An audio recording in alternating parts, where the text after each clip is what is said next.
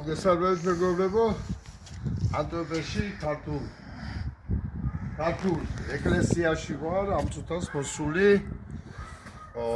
ვესაუბრე რემს, რა თქმა უნდა, სათვისტომოს შექმნის შესახებ.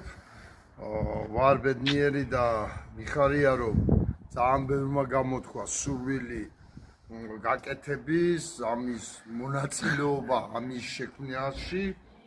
და რა ვიცი, გავაგზელებ ბრძოლას, გავაგზელებ აუცილებლად, ვაპირებ ამ კვირაში ლუქსემბურგში გადასვლას, ვაპირებ იქეთ კვირაში სხვა ქალაქში ჩასვლას, სხვა ემიგრანტებთან შეხვედრას და ვთვლი, რომ ამ წუთას ჰაერივით ჭირდება ქართველ ემიგრანტებს და ახლა ამ წუთას ბელგიას გულისხმობ.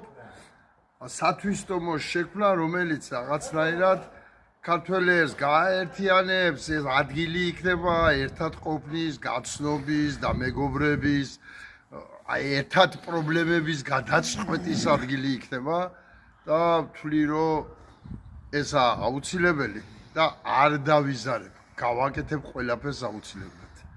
მადლობა ყურადღებისათვის.